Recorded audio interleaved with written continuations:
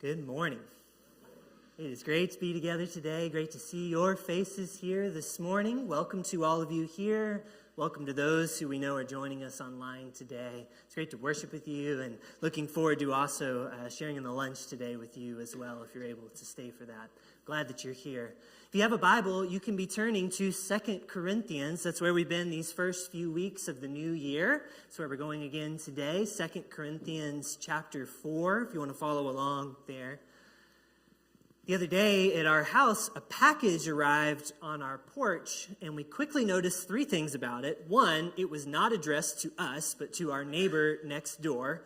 The second thing we noticed was written all over the box were the words, fragile, handle with care. And the third thing we noticed immediately when we picked it up was that it was full of broken glass.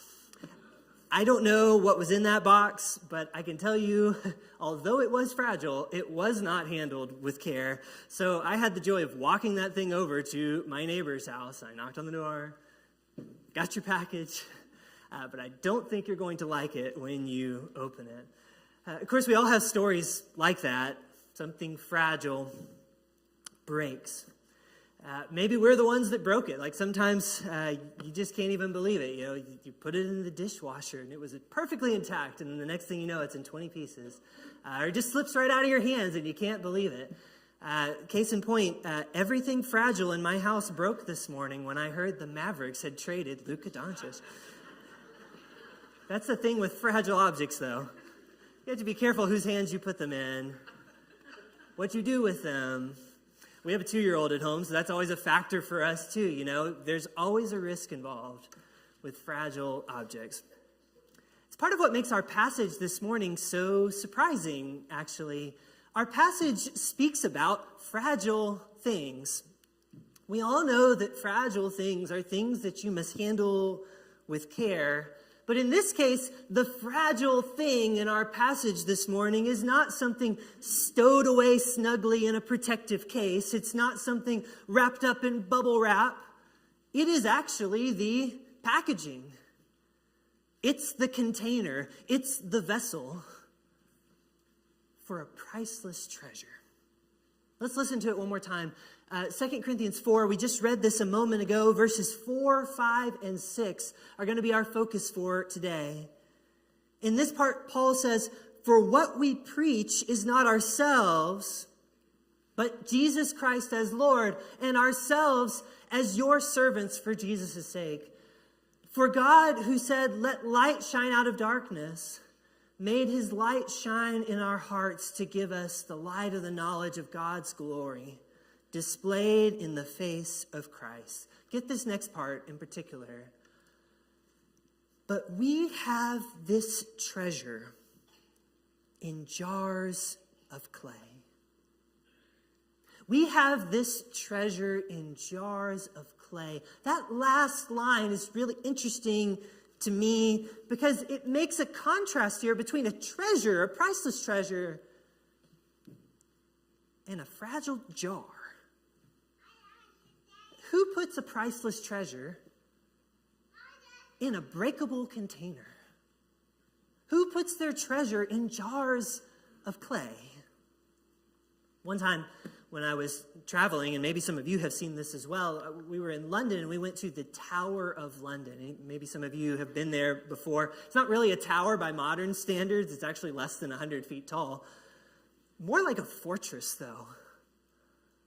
That thing is a citadel. It is a stronghold, and it has stood there in London for almost 1,000 years. Do you happen to know what is kept inside the Tower of London? That's where they keep all the treasures. The crown jewels of England are kept there. They have actually been stored and kept secure in the Tower of London for more than 800 years. That is where those treasures, those valuables have been housed. So here today, that means that like 23,000 gemstones and jewels are kept in that stronghold. They're kept behind those thick stone walls. And of course, it's more than just the stone walls. There's an army of guards there. If I were to show you a picture of the crown jewels, you would also see that it's encased in this protective, they call it explosion-proof glass. And that's where they keep their treasure. And yet here, we have a very different picture. That is how you would expect someone to keep their priceless treasure. If you want to keep it protected, if you want to keep it to yourself, you would not put your treasure in breakable jars. But isn't that exactly what this passage is saying? What verse 7 said is, we have this treasure in jars of clay. We have this treasure. What is this treasure talking about? What's the treasure that is kept in jars of clay? It's talking about the message of Christ. It's talking about the gospel. Look again at verse 5. We read these 3 verses together, and right from the start, Paul is talking about what we preach. He says, what we preach is not ourselves, as if we were the treasure. What we preach is Jesus Christ as Lord. That's the treasure. He's talking about the message that they preach. He's talking about the gospel. And it's not us, he says. It's the message about Jesus that we have in us. It's what we carry. It's what we bring to you. That's the real treasure. You know, Paul ought to have really known this firsthand.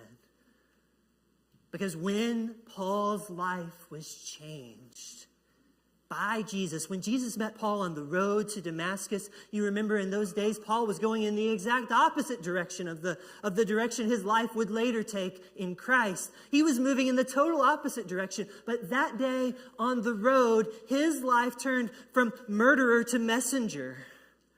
And he was transformed. And on that very same day, when the Lord was speaking to a man in Damascus named Ananias, and he was telling him, Ananias, you're going to be the one that goes to Paul and starts to share with him what his life is going to be all about now that he's met Jesus. Listen to what the Lord said to Ananias on that day. When the Lord finds Ananias and sends him to Paul, the Lord said to Ananias, go, for he, Paul, is a chosen instrument of mine to carry my name before the Gentiles and kings and the children of Israel. So he says, go, because Paul is what? He's an instrument. An instrument for what? To carry my name. And when it says this here in verse 15, my chosen instrument, doesn't mean an instrument like we think of it, trumpet or trombone or whatever. We sometimes call the little gauges on our car an instrument, a measure of something. When it uses this word here, it means something else. Something that serves a purpose, a tool in someone's hands. Jesus uses the same word in Luke when he says, nobody lights a lamp and puts it under a jar. Remember that? Nobody would light a lamp and put it under a jar.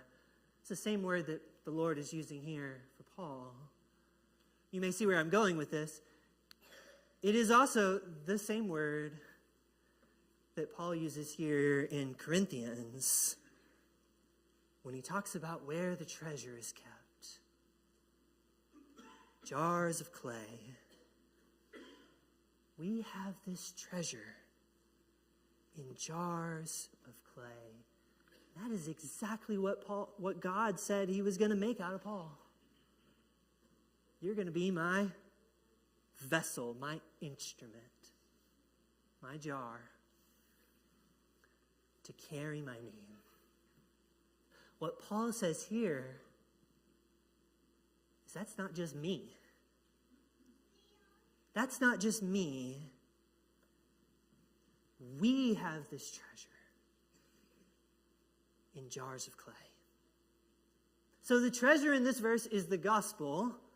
The jar of clay is you. The jar of clay is your life and mine. But the question still remains, Why would God choose to put treasure in jars of clay? Haven't we already seen that that's not the way people usually handle their treasures? But when God entrusted us with the gospel, it was like that. Like putting a priceless treasure in clay jars. Putting something timeless and priceless into something earthen and breakable and fragile. Because let's face it, that's what life is, isn't it? Recently, we've been reminded of this too many times, the fragile nature of life. We've all seen pictures of the fires in California consuming not just forests, but neighborhoods and houses and streets. There's a president of a seminary in Pasadena who, in the midst of all of that, said, "No one expects to live this close to calamity." Nobody expects that. Millions of people found that they did. Life, in a way, is like that. It's fragile. I've looked at the pictures of the faces of the people who are being released after being held hostage in the Middle East. No one expects to live that close to calamity. But these people did. They lived through that. They learned that life is fragile. Life in general is like this. And this is not to say that people are fragile. In my class this morning, we were talking about the opposite of that, resilience. But the nature of life on earth is that it is temporary and that we are breakable, and there is a fragile nature to our existence here on the earth. We live for a limited time in limited bodies that eventually wear down. So we are like jars of clay. Yet God chooses for the treasure of the gospel, the message of Jesus, to be carried by us, to be carried in us, in and even through our fragile lives. And he has a purpose for this. We see it in the rest of verse 7. But we have this treasure in jars of clay. Here's why. To show that this all-surpassing power is from God and not from us. That's the reason why. In other words, because God has chosen the imperfect, the fragile, the broken, and the breakable to be his chosen instruments, there can be no mistaking the power of the gospel for something that comes from us. No, what God has in mind is that when people see our lives, and they see the way that God is praised, and they see the way that God is served, and they see the way that Jesus shines, the radiance of Christ on our faces. When people see the way that we can have joy and hope and peace and choose love over hate and faith over fear, in spite of the fragile nature of life in this world, then they will know that the power comes from God. It could only come from God. They will know that it is God's light that shines in darkness. They will know that it is the all-surpassing power that comes from God and not from us. We need to know that too. We need to internalize this in our lives too, because sometimes we forget. Sometimes we are tempted to think that it really comes down to us. Isn't that a tempting thought? So easy to think in those terms. The success or failure of the church and the world today is up to you. It really comes down to us. as if we are the ones that have that power in us. That through our skillfulness and our creativity and our strength, God's message will succeed or it will fail. But it is simply not so. I was listening to someone speak the other day, and they shared an important reminder. They said, remember that Jesus did not say to Peter, on this rock you will build your church. It's not what he said.